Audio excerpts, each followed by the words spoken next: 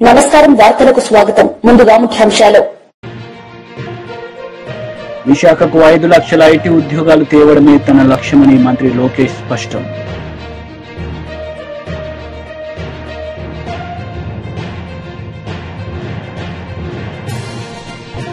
కోసాని Krishna Murali media సమావేశం పలు అంశాలపై వివరణ.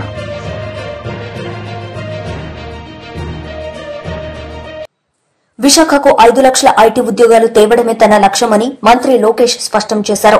శాసనసభలో రాష్ట ఐటీ అభివృద్దిపై సభ్యులు అడిగిన ప్రశ్నలకు ఆయన సమాధానమిచ్చారు.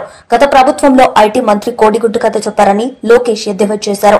అధికారంలోకి వచ్చిన 5 నెలల్లో టాప్ 100 ఐటీ కంపెనీలతో తాను మాట్లాడానన్నారు.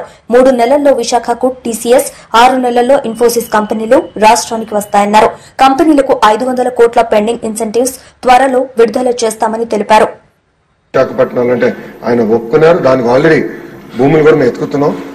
దానిపైన కూడా నేను చాలా క్లియర్ గా 2-3 చెప్పిన తర్వాత దాని కూడా వస్తాను. అధ్యక్ష, పెద్దలు వంశకృష్ణ గారు అడిగినట్లు అధ్యక్ష, ఇక్కడ ఎకో సిస్టమ్ కూడా ఏర్పాటు చేయాలి. దాంట్లో భాగంగా నేను కూడా ఐటీ కంపెనీలు అందరితో మాట్లాడినప్పుడు ఇన్ఫోసిస్ తో కూడా మాట్లాడాను. వాళ్ళని కూడా ఒక క్యాంపస్ ఏర్పాటు చేస్తే బాగుంటుందని వాళ్ళని కోరాను. వాళ్ళు కూడా ఆల్రెడీ భూములు ఎత్తుకుతాం జరుగుతుంది అధ్యక్ష.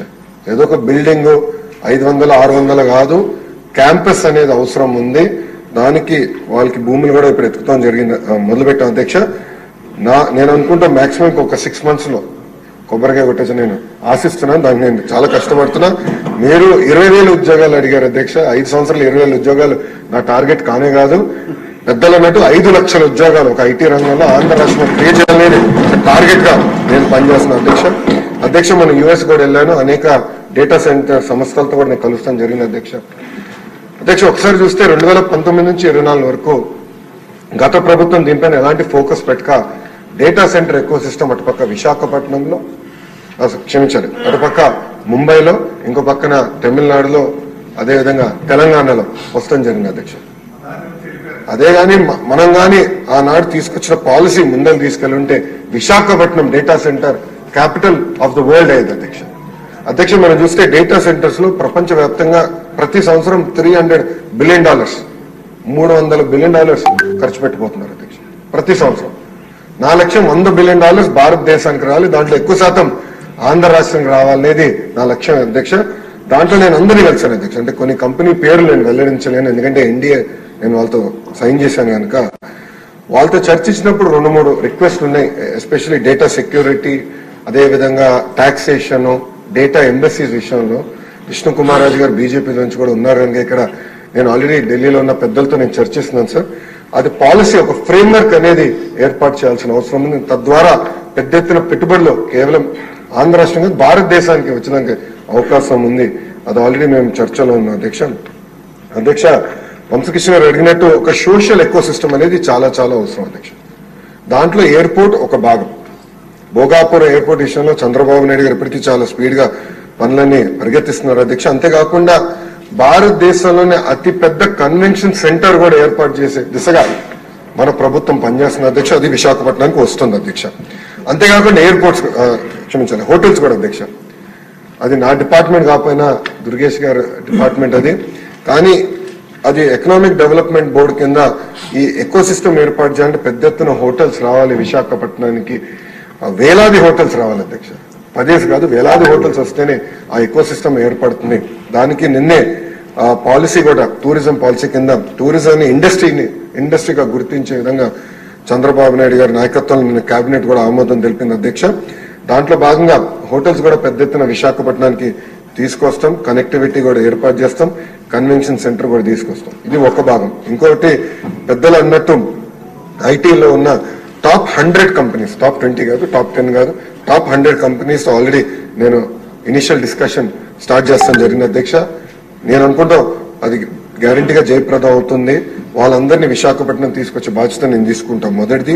రెండోది, ప్రపంచంలో ఉన్న ఫార్చ్యూన్ 500 కంపెనీస్ అన్ని జీసీసీస్ అంటే గ్లోబల్ డెలివరీ సెంటర్స్ కూడా వాళ్ళు ఏర్పాటు చేయాలి ఒక లక్ష్యంగా వాళ్ళు కూడా వర్కౌట్ చేస్తున్నారు. దాని కొత్త పాలసీ తీసుకురావాల్సిన అవసరం ఉంది అధ్యక్ష. అది వచ్చే నెలలో ఆ పాలసీ కూడా మేము తీసుకొస్తాం. ఇంతేకాకుండా రియల్ ఎస్టేట్ డెవలపర్స్ తో కూడా నేను ఇప్పటికీ జూమ్ కాల్స్ పెట్టుకున్నాను, 1-on-1 మీటింగ్స్ కూడా పెట్టాను అధ్యక్ష. పెద్ద ఎత్తున రియల్ ఎస్టేట్ డెవలపర్స్ కూడా తీసుకురావాలి అధ్యక్ష. ఎందుకంటే విశాఖపట్నంలో గ్రేడ్ ఏ ఆఫీస్ స్పేస్ అనేది లేదు అధ్యక్ష. ఈ పెద్ద పెద్ద కంపెనీలు వచ్చినప్పుడు గ్రేడ్ ఏ ఆఫీస్ స్పేస్ రావాలి, వాళ్ళు ఆ కంపెనీలో పనిచేస్తున్న ఉద్యోగస్తులకి మళ్ళీ హౌసింగ్ సోషల్ ఎకో సిస్టమ్ కూడా కావాల్సిన అవసరం ఉంది. వాళ్ళందరితో కూడా నేను చర్చిస్తాం జరుగుతుంది అధ్యక్ష. త్వరలోనే ఆ అనౌన్స్మెంట్స్ కూడా రాబోతున్నాయని మీ ద్వారా సభకి నేను తెలుపుతున్నా అధ్యక్ష. అంతేకాకుండా డేటా సెంటర్ పాలసీ కూడా దానిపైన ఒక స్టేట్మెంట్ ఉంది అధ్యక్ష. గౌరవ డిప్యూటీ స్పీకర్ గారు టీ బ్రేక్ ఇస్తే టీ బ్రేక్ తర్వాత అది ఉంది, స్టేట్మెంట్ ఉంది, దాంట్లో చాలా డీటెయిల్ గా అది కూడా నేను ఎక్స్ప్లెయిన్ చేస్తాను. అంటే పాలసీస్ ఒక పక్కన, అవుట్ రీచ్ పేద మధ్యతరగతి ప్రజల సొంతింటి కలను ప్రధాని మోదీ నెరవేరుస్తున్నారని భారతీయ జనతా పార్టీ రాష్ట అధికార ప్రతినిధి సాధినేని యామిని శర్మ అన్నారు. వచ్చే 5 ఏళ్లలో 3 కోట్ల ఇళ్ల నిర్మాణానికి కేంద్ర ప్రభుత్వం ప్రణాళికలు సిద్దం చేసిందని తెలిపారు. మహిళలు, యువత, రైతులు, శ్రామికులు అన్ని రంగాల్లో అభివృద్ది చెందాలనేది ప్రధాని మోదీ లక్ష్యమన్నారు. 4 లక్షల ఇళ్లని కట్టివ్వడం జరిగింది. ఇల్లు కట్టేస్తే సరిపోతుందా అనంటే కాదు, ఆ ఇంట్లోకి మౌలిక వసతులు కూడా కావాలి. అందుకని సౌభాగ్య పథకం ద్వారా ఉచిత కరెంటు, ఉజ్వల పథకం ద్వారా గ్యాస్, అలాగే పిఎం సూర్యఘర్ ద్వారా సోలారు, స్వచ్ఛ భారత్ ద్వారా మరుగుదొడ్లు, ఇలాంటివన్నీ వసతులను కల్పిస్తూ ఉంది. రాబోయే 5 సంవత్సరాలు కూడా 5,36,5.36 లక్షల కోట్ల రూపాయలతో మరొక 3 కోట్ల ఇళ్లను నిర్మాణం చేయడానికి అని చెప్పని సంకల్పించుకుంది భారత ప్రభుత్వం. ఆంధ్రప్రదేశ్ విషయానికి వస్తే కనుక పట్టణాలలో 21.37 లక్షల ఇళ్లని కేటాయించింది. అలాగే గ్రామాల్లో 2.3 లక్షల ఇళ్లను కేటాయించి దానికోసమని 32,000 కోట్ల రూపాయలని కేటాయించింది. ఇప్పటి వరకు పూర్తయిన దాంట్లో 23,800 కోట్లని విడుదల కూడా చేసింది. కానీ గడిచిన 5 సంవత్సరాల్లో మన దురదృష్టం ఏంటంటే అవినీతికి కేర్ ఆఫ్ అడ్రస్, నియంత్రిత పాలనకి కేర్ ఆఫ్ అడ్రస్, ఫ్యాక్షనిజానికి కేర్ ఆఫ్ అడ్రస్, ప్రశ్నిస్తే కేసులు పెట్టి నిర్బంధ పాలన చేసినటువంటి జగన్మోహన్ రెడ్డి గారి పాలనలో పేదలకి, మధ్యతరగతి ప్రజల కోసం అని చెప్పని ఇల్లు కట్టుకుని వారు ఉండడం కోసం అని ఇచ్చినటువంటి నిధులను కూడా దాంట్లో కూడా అవినీతి చేసి వేలాది మంది నిజంగా మహిళల యొక్క శాపనార్థాలను ఎదుర్కొన్నారు. వారు మనం ఎలక్షన్స్ కి ముందు చూసాం, ఎక్కడ పోయినా కూడా ఏ మహిళను కదిలిచ్చినా ఇదే. కేంద్రం ఏమో ఇల్లు కట్టుకోవడానికి నరేగా నిధులు కలిపి 1,80,000 రూపాయలని ఇవ్వడమే కాకుండా 20 సంవత్సరాలు బ్యాంకు రుణం 6.5% వడ్డీతోటి బ్యాంకు రుణాన్ని సదుపాయాన్ని కూడా కల్పించింది. ఒక 2.67 లక్షలు తీసుకోవచ్చు వారు. అంతగా సహకారం మేము అందిస్తుంటే పబ్లిసిటీ పిచ్చి పీక్స్ లో ఉన్నటువంటి జగన్మోహన్ రెడ్డి గారు మనం చూసాం. ఆయన ఆఖరికి అంగన్వాడీలో ప్రభుత్వం ఇచ్చేటటువంటి గుడ్డు, అలాగే పాల ప్యాకెట్ పైన కూడా స్టిక్కర్ వేసుకునేటటువంటి వ్యక్తి. అంత పబ్లిసిటీ పిచ్చి ఉంది. చూసాం భూములు, రైతు ఎవరైతే భూ హక్కుదారులు ఉంటారో వాళ్ళ సొంత పట్టా భూముల పైన కూడా ఆయన రాజముద్రలాగా ఆయన బొమ్మ వేసుకున్నటువంటి వ్యక్తి. ఈ ప్రధానమంత్రి ఆవాస్ యోజన కూడా వైఎస్ఆర్ అని, ఇది కేంద్ర ప్రభుత్వ పథకం, దానికి వైఎస్ఆర్ అని చెప్పని తగిలించి ఆయన క్రెడిట్ కొట్టేద్దామని చెప్పని చేసిన పనికి కేంద్ర ప్రభుత్వం ఎన్నోసార్లు హెచ్చరించింది. ఇది దేశమంతటా అమలవుతున్నటువంటి కేంద్ర ప్రభుత్వ పథకం, దీనికి కొన్ని నిబంధనలు ఉంటాయి, అది ఏ రాష్ట్రమో మీరకూడదు అని చెప్పినా మళ్ళీ ఆయన సొంత లోగో పెట్టుకుని వైఎస్ఆర్ అని చెప్పని పథకం పేరు మార్చాలని చేసిన ప్రయత్నంతో అప్పట్లో కేంద్ర ప్రభుత్వం 4,000 కోట్లను ఆపేసింది. ఎందుకంటే కేవలం పేరు మార్చిందనే కాదు, ఈ కట్టనిళ్లను కూడా కట్టేశాము అని చెప్పని అబద్ధాలు చెప్పి ఒక రాష్ట్ర ప్రభుత్వం కేంద్ర ప్రభుత్వానికి అబద్ధం చెప్పి రికార్డ్స్ పరంగా చూపించినందుకు, అది కేంద్ర ప్రభుత్వం సర్వేలో అబద్ధం తేలినందుకు 4,000 కోట్ల రూపాయలను ఆపాం.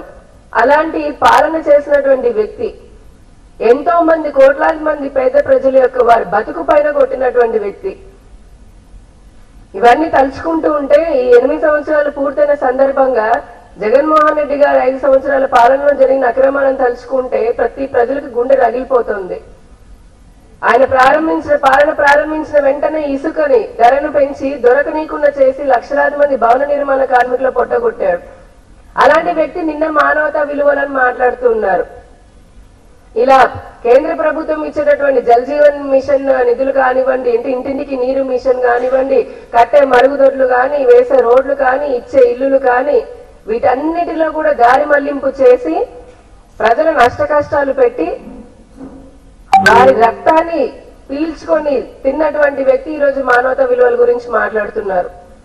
ప్రశ్నించిన వారిని వేలాది మందిని నిర్దాక్షిణ్యంగా కేసులు పెట్టి జైలుల్లో పెట్టి ఎంతో మంది మరణానికి కూడా కారణమైనటువంటి వ్యక్తి ఈ రోజున మానవతా విలువలు మాట్లాడుతున్నారు. ఎంత దౌర్భాగ్యం! ఇంతకంటే అసలు దురదృష్టకరమైన మాటలు మనం వినగలుగుతామని అనిపిస్తుంది. మహిళల పైన జీతాలు పెంచండి అని చెప్పని మాట్లాడి అడిగినందుకు మహిళలని ఆశా అంగన్వాడీ మహిళలను ఏ విధంగా ఇదే విజయవాడలో పోలీసులు దౌర్జన్యం చేసి జుట్టు పట్టుకొని లాగి వ్యాన్లలో ఎక్కించిన సంఘటన మనం మర్చిపోలేదు. అటువంటి వ్యక్తి మళ్ళీ మానవతా విలువల గురించి మాట్లాడుతున్నారు. కల్తీ మద్యంతో వందలాది మంది ప్రాణాలను తీసుకున్నాడు. వేలాది మంది మహిళల యొక్క పుస్తలు తెంపినటువంటి వ్యక్తి ఆయన మాట్లాడుతున్నారు మానవతా విలువల గురించి. ఈ రాష్ట్రాన్ని గంజాయిలో నెంబర్ 1, అలాగే డ్రగ్స్ లో నెంబర్ 1, మద్యంలో నెంబర్ 1, చీప్ లిక్కర్ లో నెంబర్ 1, కరప్షన్ లో నెంబర్ 1. పోసాని కృష్ణమురళి మీడియా సమావేశం నిర్వహించారు. ఈ సందర్భంగా పలు అంశాలపై ఆయన మాట్లాడారు. వాళ్ళకి ఆశ ఏదో ఇద్దరు ముఖ్యమంత్రి చేస్తే మనకి ఇంత ఇస్తాడు కానీ ఇవ్వట్లేదు అని వాళ్ళకు నేనంతే.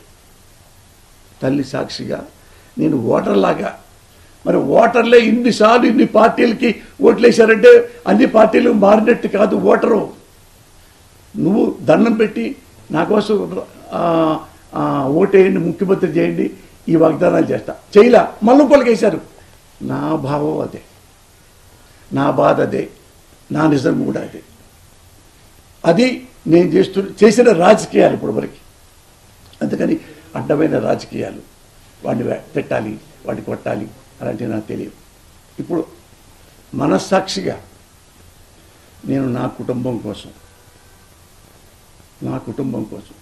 నా బిడ్డల భవిష్యత్తు కోసం, ఎన్నాళ్ళు ఈ రాజకీయాలు మన కోసం, మన సర్వీస్ కోసం అని చెప్పి నేను దూరేసి అన్నీ చేస్తున్నాను తప్పితే నా ఇల్లు నేను పెళ్లి చేసుకొని నా భార్య కోసం, నా బిడ్డ కోసం అట్టనుంటే నా బిడ్డ బీటెక్ చెప్పేవాడు కాదు,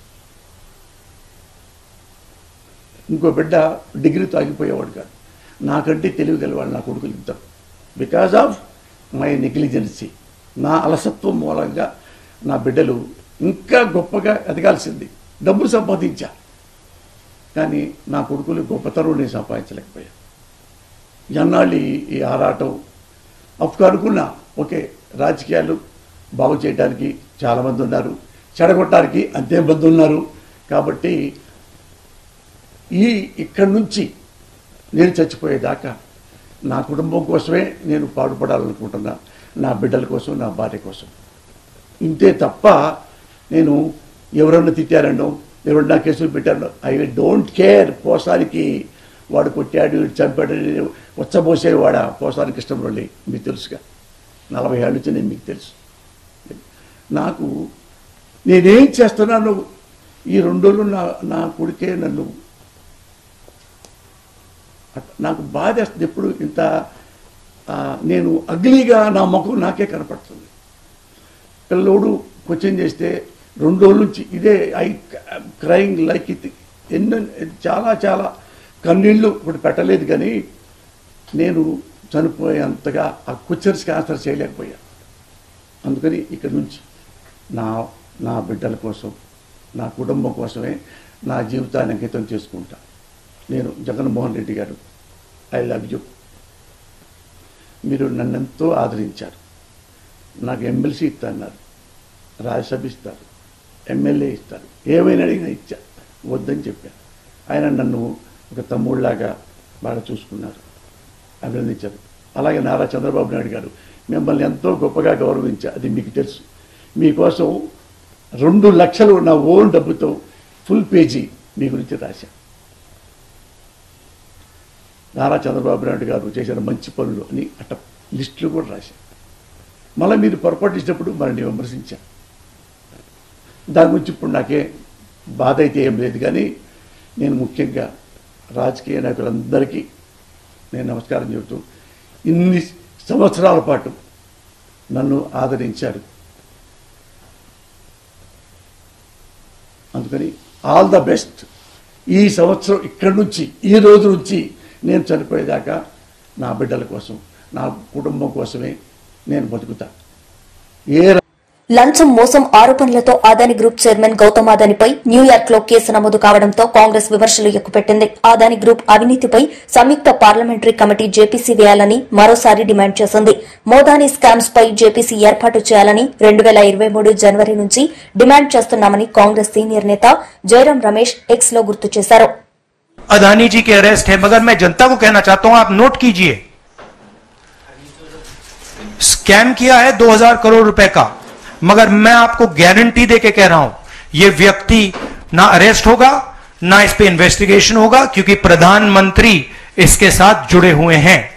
मौसमी राहुल जी, आपने कहा कि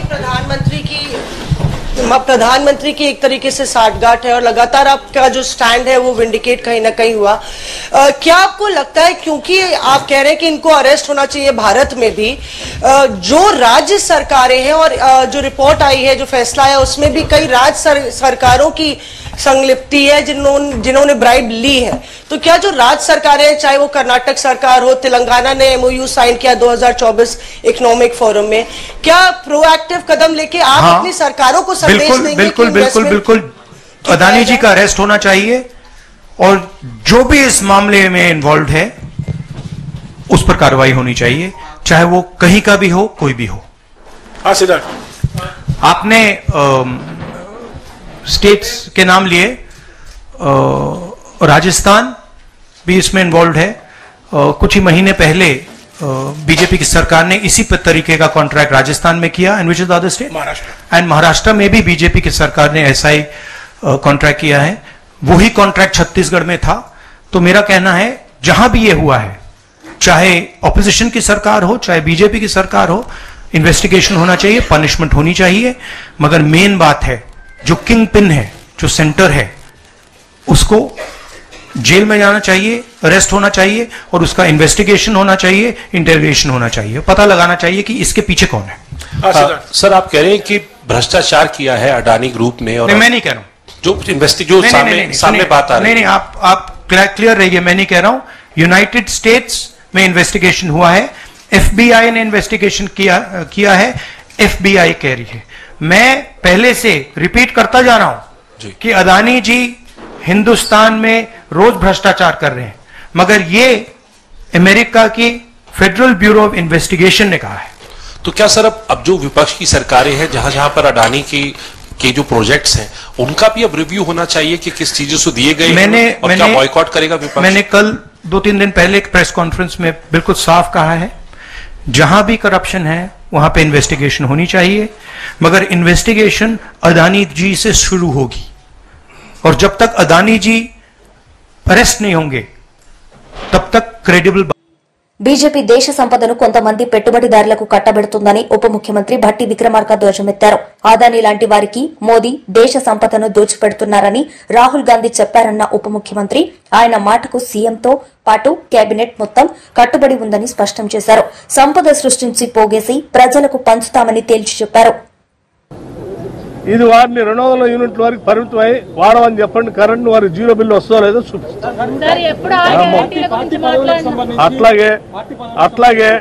అట్లాగే అర్హత కలిగినటువంటి వాళ్ళకు సంబంధించినటువంటి వాళ్ళు గ్యాస్ సిలిండర్ 500కి వస్తుందో లేదో చూసుకోమని చెప్పండి.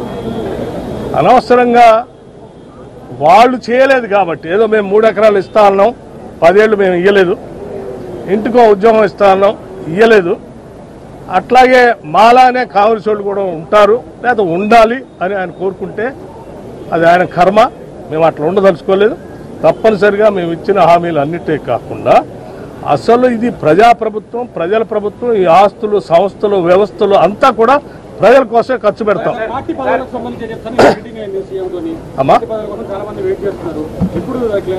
పార్టీకి సంబంధించినటువంటి పదవులు కానీ నిర్ణయాలు కానీ పార్టీ ఆంతరంగిక విషయం.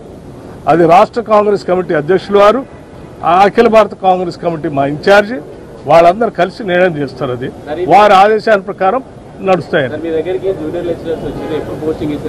తప్పనిసరిగా ఇప్పటికి 55,000 ఉద్యోగాలు రిక్రూట్మెంట్ సంబంధించి నియామక పత్రాలతో సహా అందించాం. వాళ్ళు ఏడుస్తూ ఉంటే కాళ్ళలో కట్టబెట్టి ఏదో ఆపాలని ప్రయత్నం చేస్తే కూడా అసలు గ్రూప్ 1 ఎగ్జామే నడవద్దని వాళ్ళు భూమి ఆకాశం ఏకం చేస్తే కూడా గ్రూప్ 1 పరీక్ష నిర్వహించి చూపించాం. అసలు ఈ రాష్ట్రంలో ఉన్న నిరుద్యోగ యువతీయుల కోసం ఈ రాష్ట్ర ప్రభుత్వం పనిచేస్తూ ఉంది. సాధ్యమైనంత వరకు అన్ని ఒకదాని తర్వాత ఒకటి చేసుకుంటూ పోతూనే ఉన్నాం. రేపు కూడా చేస్తాం. కొద్ది రోజుల్లోనే మీరు చూస్తారు, కరీంనగర్లో భారీ బహిరంగ సభ జరగబోతా ఉంది. ఆడ కొద్దిమంది రిక్రూట్మెంట్ పత్రాలు ఇస్తారు. ఆ తర్వాత మళ్ళీ రిక్రూట్మెంట్ పత్రాలు ఇస్తున్నాం. అసలు 15 రోజులకు నెలకు ఒకసారి రిక్రూట్మెంట్ పత్రాలు ఇస్తూనే ఉంటాం. అది ఒక జాతరలా జరుగుతుంది. ఆ జాతరలా జరుగుతుంది. హరీష్ రావు గారు కానీ మీరు కానీ ఆ జాతరలో వచ్చి పాల్గొనవచ్చు. 7, 8, 9 తారీఖులో అన్ని జరుగుతాయి. Thank you. వాళ్ళు కూడా వస్తాయి, తొందరగా వస్తారు.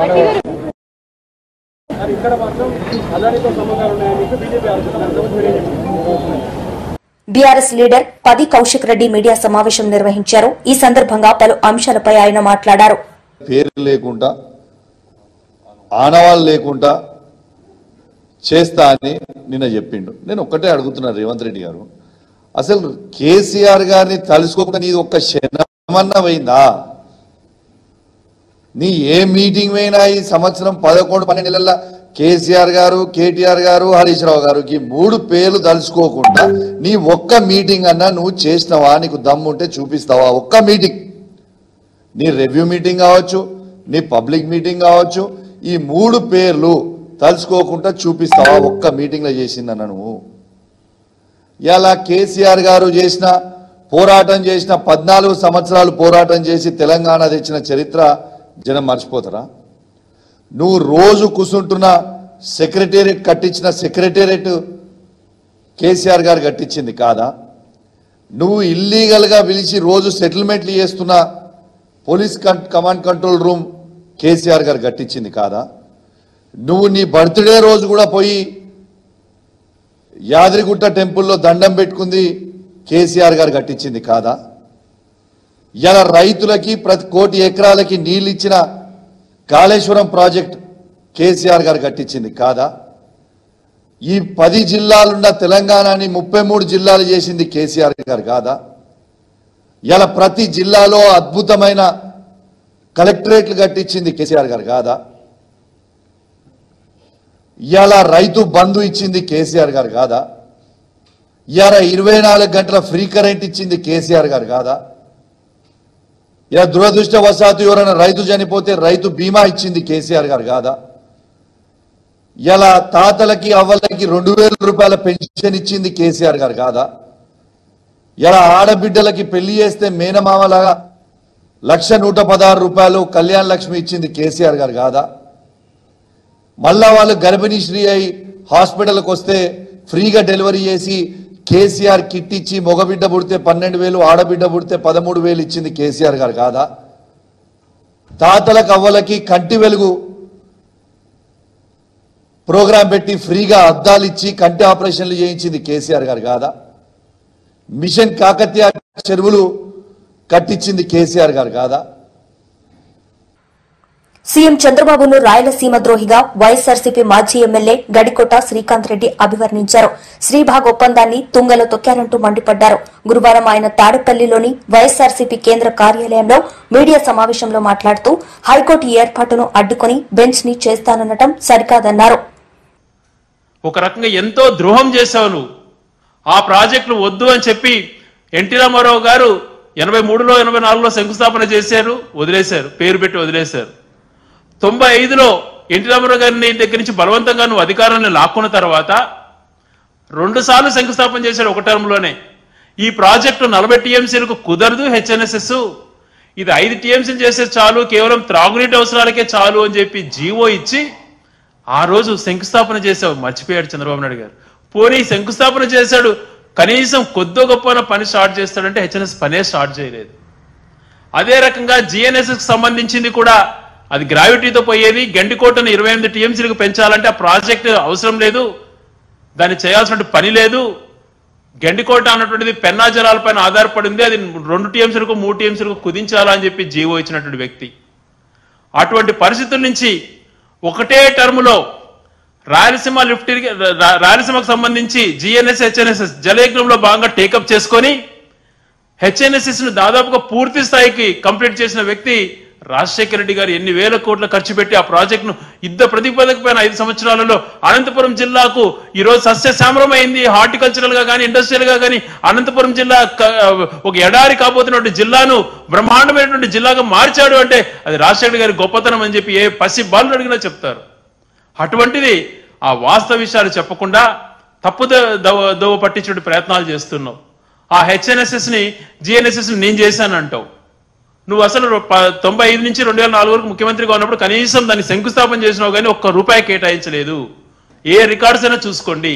రాజశేఖర్ గారి పీరియడ్ లో అది కంప్లీట్ అయిన దానివల్ల జీడిపల్లి రిజర్వాయర్ కూడా కంప్లీట్ అయ్యి గొల్లపల్లి రిజర్వాయర్, మార్లం రిజర్వాయర్ ఇవన్నీ కూడా చేసుకుంటూ పోవడం వల్ల ఏదైతే కియా ఫ్యాక్టరీకి ఈరోజు గొల్లపల్లి రిజర్వాయర్ అనుకూలంగా ఉందో అప్పుడు ఆ ప్రాజెక్ట్ 80% కంప్లీట్ అయినాయి. అక్కడ నీళ్లున్న ఉద్దేశంతోనే కియా ప్రాజెక్ట్ కూడా రావడం జరిగింది. మరొక పక్కన జిఎన్ఎస్ సంబంధించి అనేక రిజర్వాయర్లు కంప్లీట్ చేసుకుంటూ అవుకు టనల్ దగ్గర నుంచి అన్ని కూడా ఏర్పాటు చేసుకుని గండికోట నుంచి పైడిపాలెం అనేక పులివెందుల ప్రాజెక్టులు ఇట్లాంటివన్నీ కూడా టేకప్ చేసి గండికోటను కూడా 28 టీఎంసీలకు పెంచి ఆ ప్రాజెక్టు కూడా దాదాపుగా కంప్లీట్ చేసిన వ్యక్తి రాజశేఖర్ గారు అయితే 28 టీఎంసీలకు నీళ్లు నిల్వ చేసుకొని ఇక్కడ ఆర్ఆర్ కూడా పే చేయనటువంటి పరిస్థితి చంద్రబాబు నాయుడు గారు. మరి అది కూడా 28 టీఎంసీలు మొట్టమొదటిసారిగా జగన్మోహన్ రెడ్డి గారు ముఖ్యమంత్రి అయినాక అక్కడ స్టోరేజ్ చేయడం జరిగింది.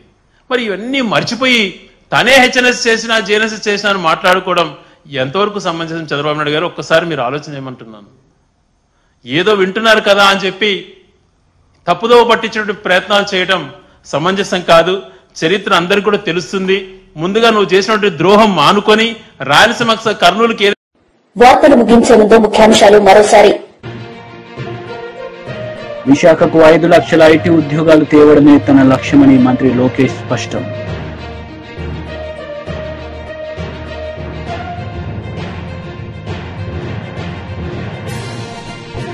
కోసాని కృష్ణమురళి మీడియా సమావేశం, పలు అంశాలపై వివరణ.